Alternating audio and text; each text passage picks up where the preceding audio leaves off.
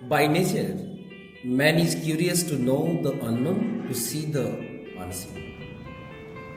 তাই হালকা শীতের আবেশ নিয়ে আমরা লাল মাটির পথ ধরে সবুজায়নের মধ্যে দিয়ে এগিয়ে গেলাম আজ আমাদের গন্তব্য পূর্ব মেদিনীপুর জেলার পাঁচেরগড়। পূর্ব মেদিনীপুর ইতিহাসের দিক থেকে এবং কালচারালি এবং সাংস্কৃতিক দিক থেকে অনেক বেশি এগিয়ে। তাই আমরা চললাম আজ প্রাচেতগড় রাজবাড়ি দর্শনে। চলুন জেনে নিই, লেটস গো।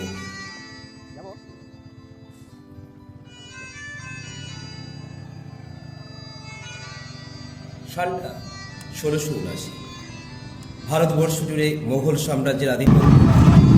তার ডকুমেন্ট অনুযায়ী মোঘলদারে এই রাজ পরিবারের কার্যকারিতা প্রতিভার পরিচয় রাখলেন উড়িষ্যার আটগড়, বর্তমানে যা নিবাসী মুরারিমোহন দাস মহাপাত্র। মোগল সম্রাট ঔরঙ্গজেব অবিভক্ত মেদিনীপুরের একটি বড় অংশ তখন যা পটাশপুর পরগনার নামে পরিচিত ছিল।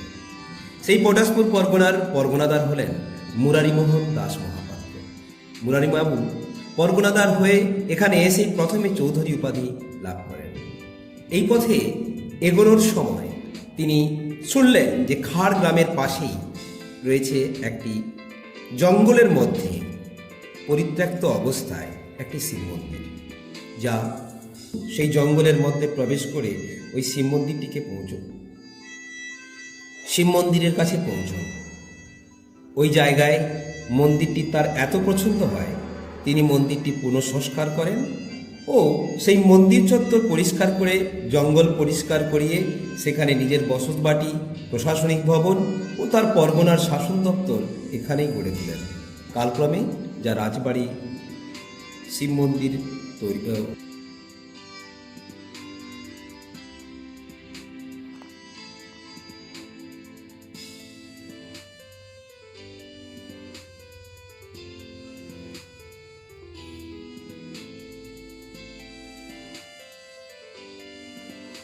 এর সাথে একটি থেকে তিনি আরও মোট 5টি শিব মন্দির তৈরি করেন। সেখান থেকে জায়গাটির পরবর্তীকালে নাম হয় পাঁচেতগড়। পাঁচেত অর্থাৎ 5 থেকে এসছে, যার অর্থ পঞ্চ। এরপর পাঁচেতগড় রাজবাড়ি চৌধুরী দাস মহাপাত্র দেয় বংশ পরম্পরায় সেই পরগনার স্থান ধরে রাখতে পারে। তবে তাদের সবচেয়ে উজ্জ্বল সময়টা ইংরেজ আমলে 1803 সালে, যখন তাদের পরগনা পটাশপুর থেকে উড়িষ্যার বালাসোর পর্যন্ত বিস্তার পায়। এইরূপ পাঁচেতগড় রাজবাড়ি তাদের বংশ পরম্পরায় বংশধরেরা ও পাঁচেতগড় শিব মন্দির আজও দাঁড়িয়ে আছে।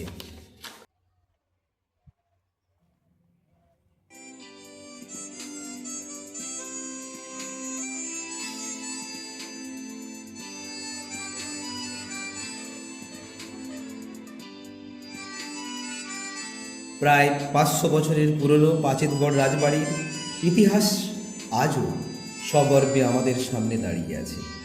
পাঁচেতগড়ের রাজবাড়ি সম্পর্কে কিছু তথ্য। এটি পূর্ব মেদিনীপুর জেলার মধ্যে অন্যতম প্রাচীন রাজবাড়ি।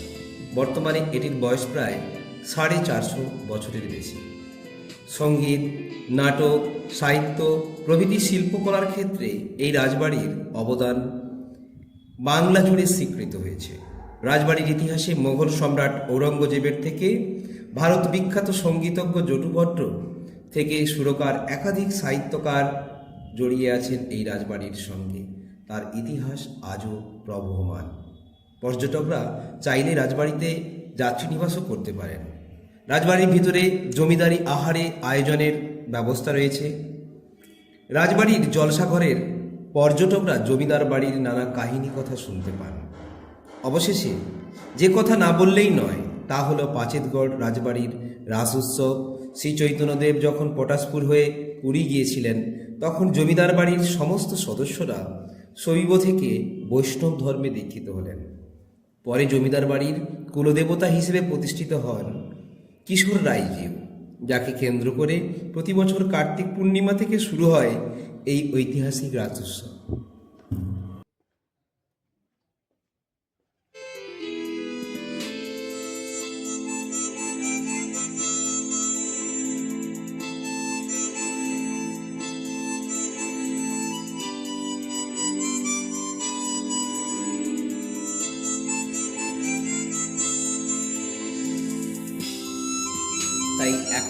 মেদিনীপুরের পক্ষ থেকে আমরা পৌঁছে গিয়েছিলাম আজ এই ঐতিহাসিক স্থান দর্শনে। আপনারাও আসতে পারেন। পথ নির্দেশনা যা থাকবে উল্লেখ আমাদের এই ডেসক্রিপশন বক্সে। নমস্কার। আমাদের সঙ্গে ছিলেন স্যান্ডির সঙ্গে আমি বিষ্ণু।